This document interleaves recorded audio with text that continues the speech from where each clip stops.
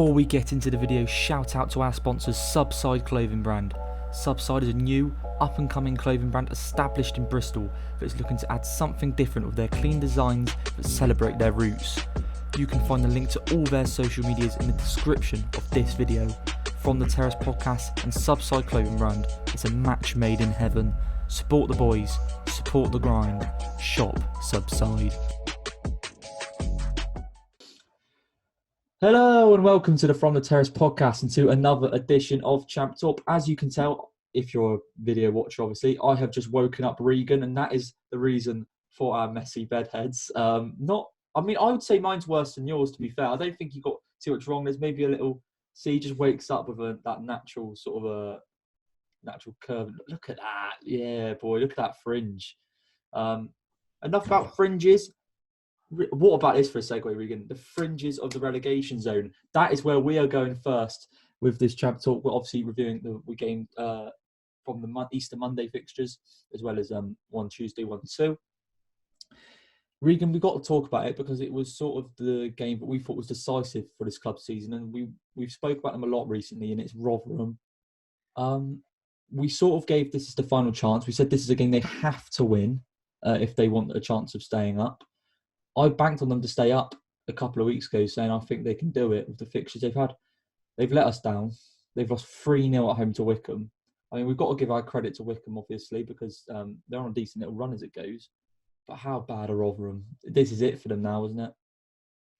Yeah, it's a shame because if I was to give them any chance at getting out of the bottom three, I thought we'd be the first few games because it was before they would feel the fatigue of this tough tight fixture congestion. But it's the complete opposite, and yeah, but now the fixtures are really going to catch up on them. I'm really not sure how they're going to cope, especially because as I mentioned to you before we start recording that the two games they had are two of their easier ones they've got in this fixture. In this tough fixture list, I know they've got Birmingham left to play, which can decrease the gap pretty significantly. Then only be to 4 points, but yeah, they before they get tired, etc. Those are the games you have to win. And yeah, full credit to Wycombe. And I did say in our prediction they come across a bit of a purple patch. I'm not saying when they need it because 9 points away from safety, and personally, there's no way that they're going to stay up, not at all. But I think for them to not finish bottom is a bit of an achievement based on the season they've had. And yeah, fair play to Wycombe, but yeah, I can only see things go bad to worse for Rotherham because the level on points with Sheffield Wednesday now, and from going from a team that's a potential safety, they might even end up this worse circumstance. They might even end up finishing bottom because one win and Rotherham losing, they can be bottom of this league, which in a few weeks has gone from potential to absolute horror. Yeah, I mean, that was something I was going to say. I was going to say this team is, like we said, we always say we talk about how big it is to be the team that's in form in the final running, whether that be you're going for the playoffs, going for the top two, or trying to stay up. And Rotherham felt like with the fixtures and everything, they had a real chance at it. And they were a team who we thought had the sort of resilience and the steel to be able to at least put up a good fight of it in the season. But it looks like they're going to go down with a whimper, which is a real shame, not just for Rotherham, but for the Championship, because it feels like mathematically coming into this period, they were the only team who can really stay up. I mean, we'll get on to Sheffield Wednesday in a bit. They've still got technically a chance, but the teams around the relegation zone winning, it is looking bleak for those bottom three. For Rotherham, I just think a lot of their fans came out and said, and after the game, obviously they're big fans of Paul Warne, but they said it was a League One type performance, and I think that's probably the perfect way to put it. They played a League One game out there, and that's a game that could be played easily in the middle of League One, maybe towards the top of League One, and Wycombe have just absolutely shown them up, and in 3 goals that were pretty easy. They created chances, but David Stockdale looked relatively comfortable in goal. And I think that's a result, is a defining one. It's not just a loss. It's not just 3-0. It's 3-0 to Wycombe. And Wycombe don't beat teams by that much. They haven't all season. So if you're doing that, I think it just shows that you're destined for League One, which is a shame. Rotherham have had their injury concerns. But I think me and Regan have probably, we hope not, we hope there's some twists and turns. We've probably got our bottom 3, I think. We're thinking with not too long to go. If there's any team who can get out of it now, though, Regan, it isn't Rotherham, it's probably these lot. Sheffield Wednesday won 5-0 against Cardiff. We said that Wednesday would make it a tough place to go. We know they've got to try and give everything to this final stretch of games. But I've said that I think Mick McCarthy would have dealt with that perfectly fine. Did the complete opposite, didn't he? What the hell was that? What on earth was that game? I was because I can't remember where you were, but I was messaging you. I was being like, "Oh, you seen the score? It's 2-0. Oh my god, it's 3-0. Oh my god, what's going on?" But yeah, yeah, give him a chance for survival. Why not? Because that was an absolutely unbelievable performance. Yes, Cardiff weren't great. Well, actually, they were terrible. But Sheffield Wednesday, from really the first whistle to the last, controlled the game. And that's exactly what I expected from them under Darren Moore. Yes, so I know we said we'll give him a bit more time. But since he's got the first few results, he's really starting to get these results together. And yeah, I know we counted them out when we did our predictions video. But the way they're playing at the moment, they can easily stay up. In all honesty, because that was absolutely brilliant. But on the contrary, yeah, we said this is a game that suits Mick McCarthy down to a T, and the exact opposite happened. And with the teams around, majority of them, I think, picking up the max amount of points or some points at least, that's a game you needed to win. And now you're from going about 4 points or 3 points, you're now 6 or 7 points away from Bournemouth. And I know we tipped them to get that last playoff spot, but just 7 points is a lot to make up in just a few games left. So yeah, just that one result is really hampering Cardiff's season, and yeah, it'd be interesting to see how they respond to this. Yeah, I mean, the Championship's a funny old league, and it gets down to the final 4 games. Because let's be honest, no one in this league apart from Norwich has been entirely convincing all season. And you get down to the final 4 or 5 games, and teams can just go well. You could see teams in that top 6 lose every single match. Like it wouldn't surprise me. And Cardiff could turn it around. I think it may seem silly, but we've done this as the 2 first results as season defining. But I think they are, because Rotherham, obviously, it gives them no chance. Cardiff still have a chance mathematically. I think what we have to see from here now is Mick McCarthy going to get into these players and go, right, that doesn't happen again, and it's some sort of springboard for them to. They'll probably have to realistically win every single one of their final few games. Or is this the game that kills it? Is this the game where Mick McCarthy goes, no, there's not. There's parts of this side that I want to change in the summer, obviously, because that's not something I think me and you associated with Cardiff. We associate them as a team hard to beat. They'll nick a goal, and they've been that for some years. And Mick McCarthy's that type of manager. So to go and lose 5, especially to a team who's in the relegation zone, is really concerning. I personally think it's going to go the wrong way for them, and I think we're seeing a top 7 sort of develop, and it would be one of those top 7 that misses out. In terms of Sheffield Wednesday, though, you're right; they've given themselves some sort of chance that it didn't feel like they had, and I think the thing we've got to highlight is the quality of goals as well. The quality of goals is unbelievable. Adam Reach, we know he loves He loves a peach, as you could say. I think the goal that impressed me the most is, do you see I think it's the Patterson one. The cross from Liam Palmer was ridiculous.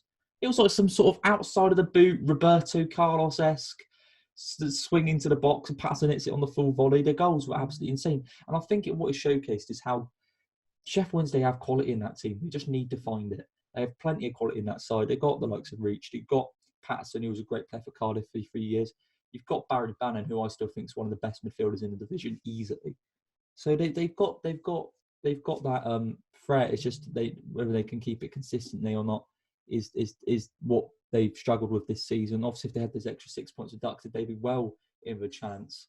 So that maybe seems a bit harsh on the players, but they've got a chance of staying up. I don't think they will, because it's quite a fire. But all you can say to Sheffield Wednesday as well, and for giving yourselves a chance, and it was a result that came out of nowhere. Regan, finally, the game we're going to touch on at the end is another thumping, and a team that we sort of briefly mention a lot of the time just because of how class they are, and it feels like it never surprises us. But you've got to mention when a team scores 7, and Norwich City put 7 past Huddersfield, maybe showing that Brentford's result on the Saturday was really not that good, drawing 1-1 with Huddersfield if Norwich are putting 7 past them. The question I want to put to you, Regan, is we know Norwich are going to win this league. They only need 5 more points to confirm promotion. How do you think they rank up against the best teams that have ever played in this division? Because points-wise, they're on course to be one of the best.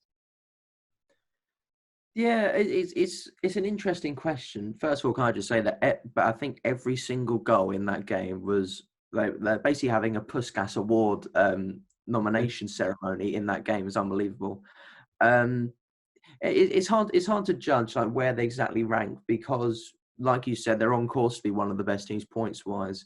But you look at the all round quality of the league at the moment, and you compare it to some of the other teams that are regarded as some of the best, like the Wolves team that went up. Mm. I'd say that the Wolves division was a lot harder, a lot more challenging compared to this one because Norwich have come up again. Well, obviously, I don't think Wolves really had any Huddersfields in this league, etc., or any Wickhams. But the way they've controlled this league from basically the start of it to the finish, apart from when Brentford overtook them for a couple of weeks around New Year's, I think they've been relatively comfortable, and I think that's the sign of a brilliant team.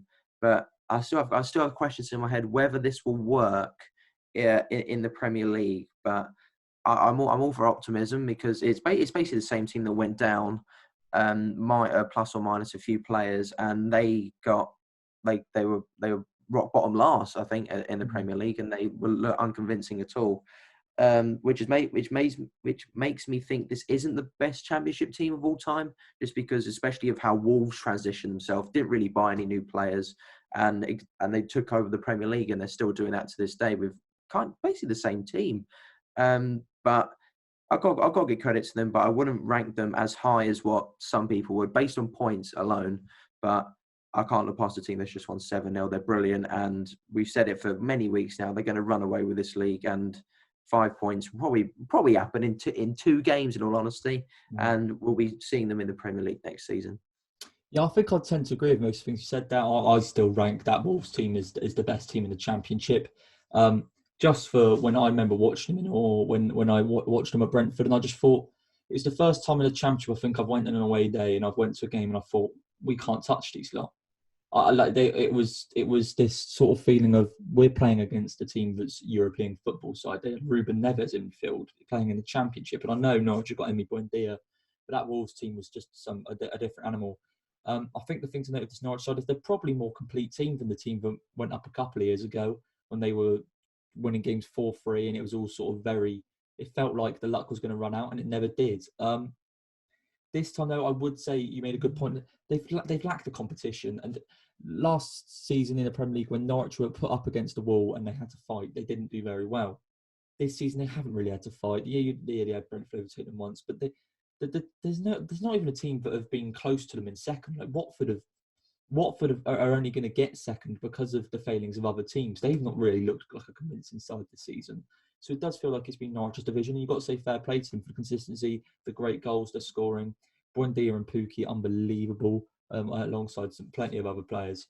But I think the issue is, in terms of putting them up against the best, is the fact that they've had no competition. It's been a very sanitised environment, no fans. You can play your good football, and it'll be interesting to see how they actually do in the Premier League this time around, and whether they'll invest some more money to shore that team up. But I mean, credit to Norwich, they're going to get promoted, and it was an unbelievable winning. Like you said, the goals, the quality of goal they're scoring is ridiculous. Pukki with a hat trick, Buendia with 3 assists and a goal. It's frightening football to come up against in the Championship. Regan, I think we're going to have to get on to predictions now. How did we do?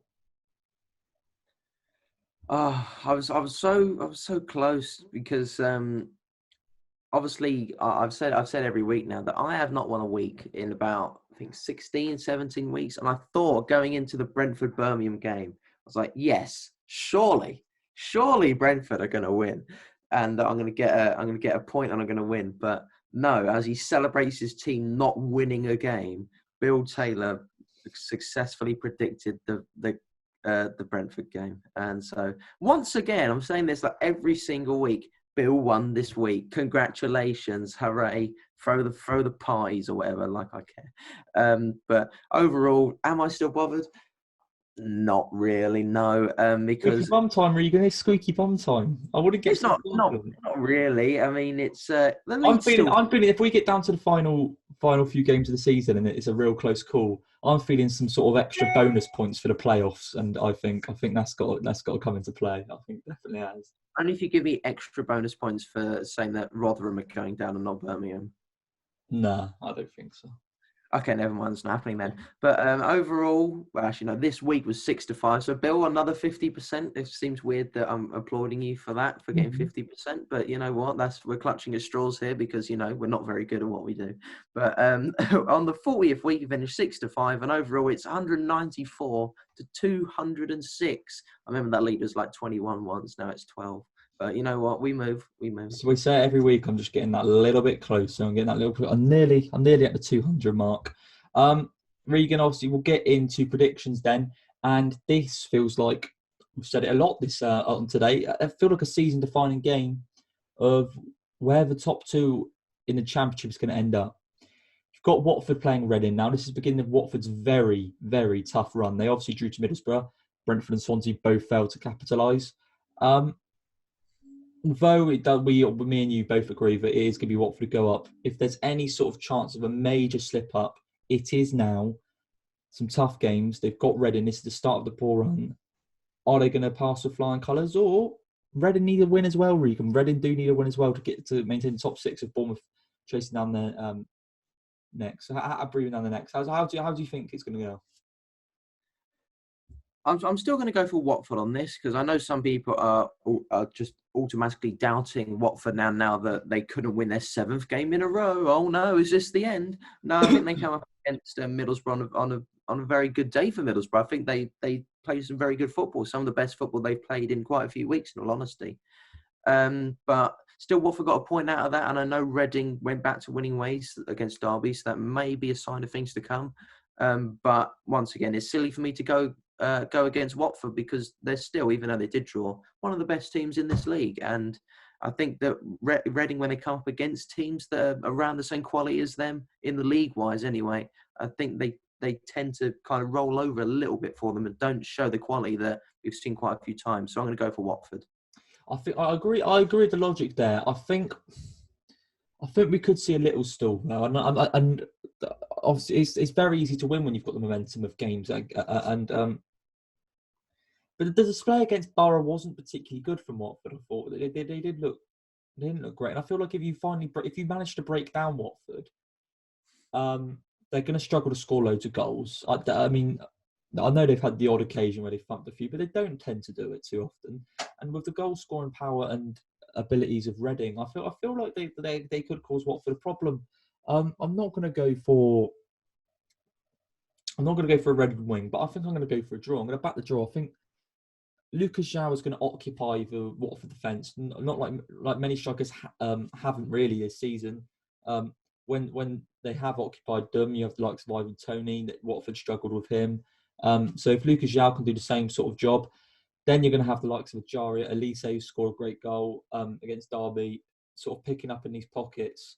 And they're players who are dangerous. So I think I'm going to back a draw on that one. And Reading obviously need the points. They know how close Bournemouth are to them and how that playoff chase is looking. So I'm going to go for a draw at Vicarage Road. The early kickoff on the Saturday is Millwall versus Swansea. Millwall winning at Stoke. It feels like they've redeemed their season to an extent, but they're not going to get playoffs. Swansea in free fall, as we've mentioned. Yeah, Millwall, well, you can say that you count Millwall out of the playoffs, but they're on the same amount of points as Cardiff. So if you're saying that Cardiff can make the playoffs, why can't Millwall? Okay. Mainly because Millwall don't really have the insane quality as Cardiff do, but why not put them in the picture just to make them feel better? Because they're on a good run of form. They've won their last 3 games, I believe they're only by 1 goal. I think 2 of them are 1-0s, etc. And I think against they're still kind of a strong team defensively. Swansea, the amount of chances that they block, etc., and they close out teams. They're not creating much, no.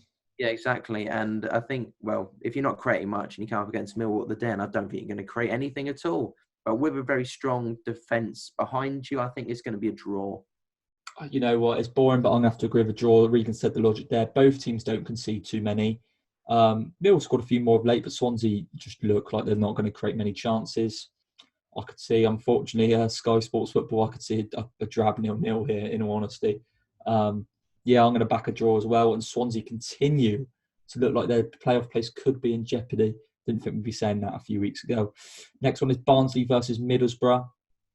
Tough game for Barnsley because Middlesbrough made it difficult for Watford. But they're the informed team in the division, as we're saying, along with Norwich. Do you back them, Regan? They're going to keep on going? Now, this is a very tough game to call because Barnsley obviously get back to winning ways, which I think is the most key thing here, is that I thought that maybe Barnsley will revert back to their old season selves, will only pick up wins, etc. But that's a really good win away at Luton.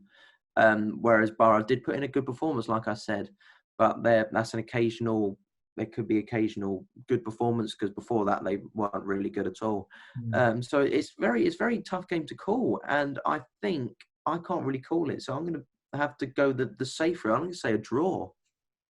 I'm going to go for Barnsley, and you know what, Daryl DK, what an unbelievably inspired signing that is. I mean, I know he's only on loan. Don't get many players coming from the MLS to the Championship. He's hit the ground running. He's been unbelievable, and he's been sort of the outlet that Barnsley feel like they needed. Corley Woodrow is an okay player, but he doesn't really suit Barnsley too much. And I feel like Daryl DK is everything that they needed. He scored 2 goals, obviously missed a penalty for the hat-trick against Luton. But I just fancy Barnsley at the moment. They keep on winning games, and I'm going to back them. I'm back them again. Birmingham versus Stoke, Regan at St Andrews. Bit of a boring one, this. Yeah, incredibly boring. Two teams that just solid, just solid. Really, it feels weird saying against Birmingham based on where they are. Different since Lee Bowyer came in, aren't they? They're looking like a difference. Yes, yeah, very good. Yeah, they rode the storm of that tough fixture list against Reading, Watford, Swansea, and Brentford. And they came away with 7 points out of those 12. So he's obviously doing some magic there. And against a team that similar to what Rotherham had around February time, they come up against a lot of good teams, and then they got a few results against some of the worst teams that they come up against. I think it's going to be similar to Birmingham. I think they're going to be rewarded after good performances. I don't know, Stoke are in a bit of a purple patch beside the Millwall game, but I'm going to go for Birmingham just because I want to prove that I'm right, that they're going to stay up. You know what? I think I'm going to go for Birmingham too. I'll be honest, I'd like them to lose just to keep the Championship relegation race interesting, but Lee Bowyer has made them a different sort of outfit, and it doesn't mean that I particularly think it will last long term. Maybe we'll discuss that next season, but he's doing the business now. They've got some sort of boost around the squad. He's 7 points out of his 12. You mentioned Stoke. I find it hard to back sides with little to play for. I find it really hard to back them, and they're the epitome of that at the moment, Stoke. So I'm going to go for Birmingham too. Another team involved in the relegation scrap is Coventry, and they travel to Bournemouth, Regan. Bournemouth on flying form at the moment. Feels like they mean business in terms of getting to the playoffs. Is it as simple as a routine win? Yeah, I think so, because like I said, I backed Coventry and St Andrews, and I was right, obviously, the last time. But you're not a St Andrews, and you come up against a very, very good team at the moment. So I think it can only go one way. Yeah, I'm going to back you with Bournemouth too. Move on to Bristol City versus Nottingham Forest, another one of these dead rubbers. That is the risk when you get to this stage of the season. It's hard to... you know what? I'm going to kick it off for a draw, Regan. When it's hard to back both, you go for... And you know what? I'm going to change my mind. I'll say when it's hard to back both, I wanted to go with the logic of I don't like backing teams who have nothing to play for. But Nottingham Forest have been good recently. And Garner in midfield is just continuing his signs of form and looks to be a great little player. Bristol City, awful at home. They've lost 7 in a row. They're going to go for 8. I'm going to go for Nottingham Forest. Are you saying it the same way? Yeah, it sounds a bit scummy now that you're saying it and I'm winning. So I feel like if I say it after you, then I'm cheating. But yeah, even though I don't like Chris Hughton and Nottingham Forest, I think the individual plays have been brilliant. And like you said, Bristol City terrible at home, and Nottingham Forest purple patch. So Nottingham Forest. The next one is Cardiff versus Blackburn. Now, Regan, Cardiff are going to have to win this game if they want any chance of playoffs. So they're going to do it. This is down to chance. Where if you said when we reviewed the game, if Mick McCarthy really digs into the team and be like, what the hell was that? You need to pick up, and you need to pick up quickly. And against a Blackburn team that is just nothing to play for. Really uninspiring football. I think Cardiff. I think it's safer. Jesus Christ, it's safer for me to say that Cardiff will get back to winning ways here. So I'm going to say Cardiff. Yeah, I'm going to back Cardiff too. I feel, as I've mentioned, it seems like the easy route out. But Blackburn, little to play for. Cardiff, I feel like Mick McCarthy won't accept that. Much like a Warnock, I don't think he'll accept that bad performance, and they'll have to bounce back. It wouldn't surprise me if you see a lot of changes to the lineup. It's a Mick McCarthy kind of thing to do, and I think they'll dispose of Blackburn, who have obviously not been fantastic this season. The next one is Derby versus Norwich. Derby pretty convincingly beat by Reading.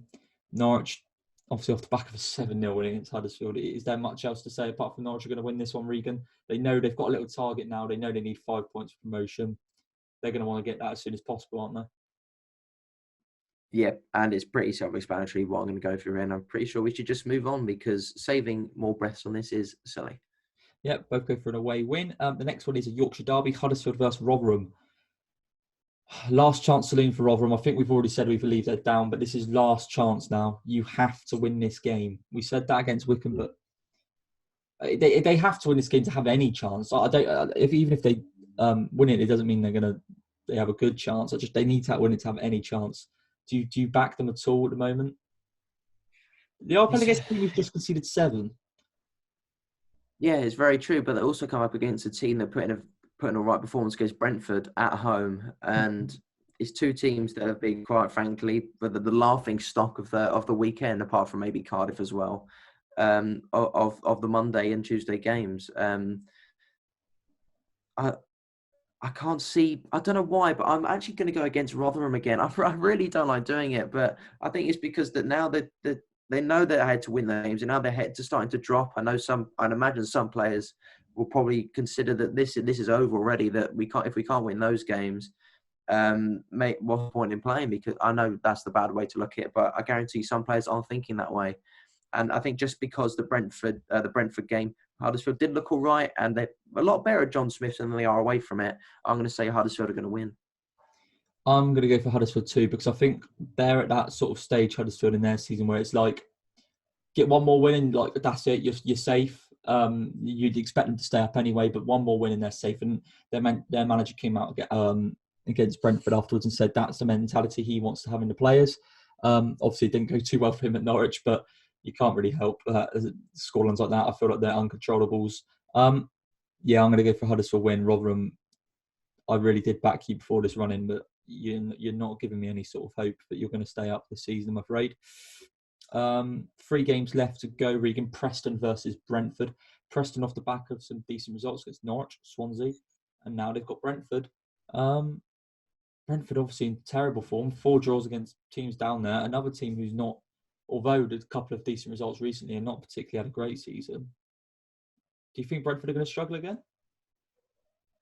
I think it's very possible because the way Preston are playing right now, I'm not sure what their managerial situation is, but I think they should consider hiring this McAvoy guy because he's put in 2 brilliant performances. It's hard to say because it's a tough call with Brentford at the moment because we've seen time and time again just how good they can be, but recently you're just thinking like, what's going on? Why are they doing that? Why are they playing like this? And because I can see their recent string of results, Ray, you undefeated in 5 games, etc. You've got 4 draws, and I think this is going to be another boring one in all honesty. And I'm going to go for another draw.